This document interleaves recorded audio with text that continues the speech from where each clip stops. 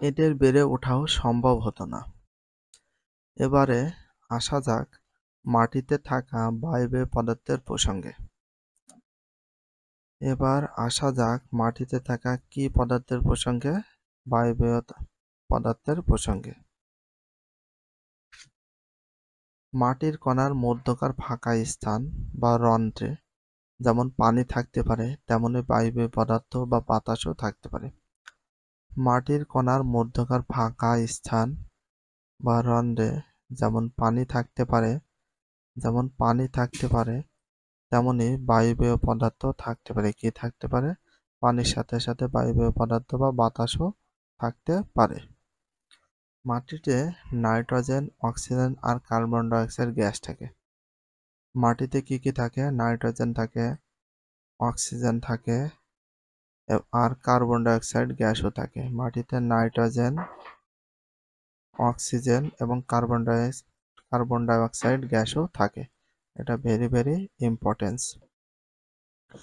মজার ব্যাপার হলো মাটিতে থাকা গ্যাসের সাথে কিন্তু সবসময় বায়ুমণ্ডলে থাকা গ্যাসের বিনিময় হতে থাকে।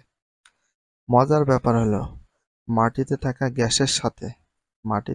যেসব গ্যাস আছে সেসব গ্যাসের সাথে কিন্তু সবসময় বায়ুমণ্ডলে থাকা গ্যাসের বিনিময় হতে থাকে। মাটিতে থাকা গ্যাস আর বায়ুমণ্ডলে থাকা গ্যাসের বিনিময় হতে থাকে। মাটিতে যে গ্যাস থাকে সেটা চলে যায়, আবার বায়ুমণ্ডলে যেটা থাকে সেটা স্থান পরিবর্তন করে, সবসময় স্থান পরিবর্তন করতে থাকে। অর্থাৎ বায়ুমণ্ডলে গ্যাস মাটিতে যায় এবং মাটিতে থাকা গ্যাস বায়ুমণ্ডলে চলে আসে, এরকম ভাবে চলতে থাকে, স্থান পরিবর্তন হতে থাকে।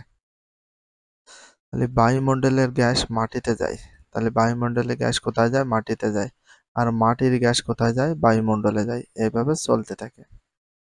এই প্রক্রিয়াকে মাটির বায়ুবায়ন বা সয়েল অ্যারেশন বলে। এই প্রক্রিয়াকে মাটির বায়ুবায়ন বা সয়েল অ্যারেশন বলে। মাটির বায়ুবায়ন বা সয়েল অ্যারেশন বলে। Very very important. বায়ুমণ্ডল গ্যাস মাটিতে যায় এবং মাটিতে থেকে গ্যাস বায়ুমণ্ডলে চলে আসে। এই প্রক্রিয়াকে কি বলে? মাটির বায়ুবায়ন বা সয়েল অ্যারেশন বলে। এখন প্রশ্ন হলো, মাটিতে থাকা গ্যাস কি কোনো কাজে লাগে? হ্যাঁ, অবশ্যই এটি কাজে লাগে। মাটিতে নানা রকম উপকারী অণুজীব, মাইক্রো অর্গানিজম থাকে। মাটিতে নানা রকম উপকারী অণুজীব বা মাইক্রো অর্গানিজম থাকে। নানা রকম উপকারী অণুজীব বা মাইক্রো অর্গানিজম থাকে। এটা ভেরি ভেরি ইম্পর্টেন্স। এর মধ্যে কিছু অণুজীবের জন্ম আর বেড়ে ওঠার জন্য অক্সিজেন অত্যাবশ্যক। অক্সিজেন না থাকলে এরা বাঁচতে পারে না। আবার অক্সিজেন পানিতে অদ্রবণীয় অনেক খনিজ পদার্থকে ভেঙে দ্রবণীয় পদার্থে পরিণত করে, যা পরে মাটিতে থাকা পানিতে দ্রবীভূত হয় এবং পরে উদ্ভিদে স্থানান্তরিত হয়। ক নম্বর দেখো রয়েছে মাটির কণা। এগুলো হচ্ছে মাটির কণা। আর পানি, এগুলো দেখতে হচ্ছে মাটির কণার ফাঁকে ফাঁকে পানি। আর মাঝে মাঝে কি রয়েছে? বায়ু রয়েছে পানির।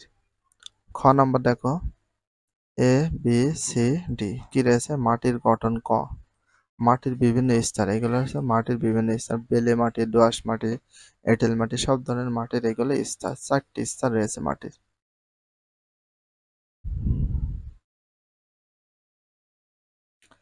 পদার্থে পরিণত 8.2 চিত্রে মাটির কণা, পানি আর বাতাস কিভাবে থাকে সেটি দেখানো হলো। মাটির কণা, পানি আর বাতাস কিভাবে থাকে সেটা দেখানো হলো চিত্রে। আমরা যদি কোনো একটি স্থানের মাটির গভীরতা যেতে থাকি তাহলে কি পাবো? সব জায়গায় কি মাটির গঠন একই হবে নাকি ভিন্ন হবে? নিচের দিকে মাটির গঠন পরীক্ষা করে দেখা যায় যে মাটি 4টি সমান্তরাল স্তরে বিভক্ত। তাহলে নিচের দিকে মাটির গঠন পরীক্ষা করে দেখা যায় যে মাটি কয়টি স্তরে বিভক্ত? মাটি 4টি স্তরে বিভক্ত। কয়টি স্তরে বিভক্ত? 4টি স্তরে বিভক্ত। Very very importance. সমান্তরাল কয়টি স্তরে বিভক্ত? 4টি স্তরে বিভক্ত। প্রতিটি স্তরকে দিক বলয় বা হরাইজন বলে। প্রতিটি স্তরকে দিক বলয় বা হরাইজন বলে। প্রতিটি স্তরকে কি বলা হয়? দিক দিক বলয় বা হরাইজন বলে। মাটির প্রতিটা স্তরকে কি বলে? দিক বলয় বা হরাইজন বলে। ভেরি ভেরি ইম্পর্টেন্স, আন্ডারলাইন করে রাখো। সবার উপরে যে স্তরটি থাকে তাকে বলা হয় হরাইজন। সবার উপরে মাটির যে স্তরটি থাকে তাকে কি বলা হয়? হরাইজন। কি বলা হয়? হরাইজন বলা হয়। Very very importance.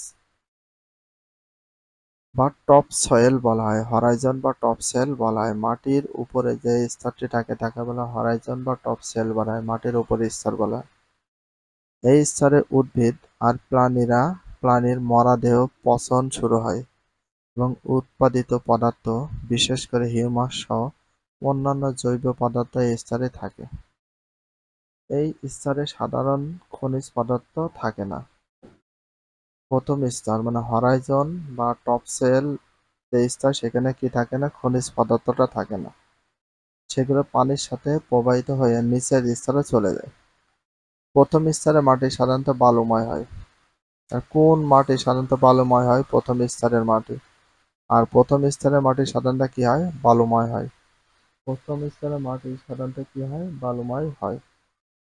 মাটির দ্বিতীয় স্তরকে সাবসয়েল বা হরাইজন বি বলে।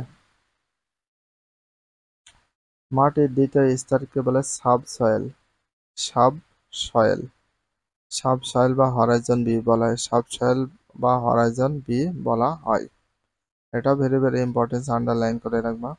এই স্তরে সামান্য পরিমাণে হিউমাস থাকে, তবে এই স্তরের উপরের স্তর থেকে। ভিডিওটি এখানে শেষ করছি। যদি ভিডিওটি ভালো লাগে চ্যানেলে সাবস্ক্রাইব করতে হলে ফলো করে দিও, তার সাথে একটা লাইক এবং একটা কমেন্ট করে দাও। নেক্সট ভিডিও পাওয়ার জন্য অবশ্যই বেল আইকনটা অল করে রাখো, যাতে নিউ ভিডিও আপলোডের সাথে সাথে সর্বপ্রথম তোমাদের কাছে নোটিফিকেশনটা পৌঁছে যায়। If you love this video please subscribe my channel, like comment share, hit the bell icon for getting next video. So everyone take care, love you, আল্লাহ হাফেজ, বাই বাই।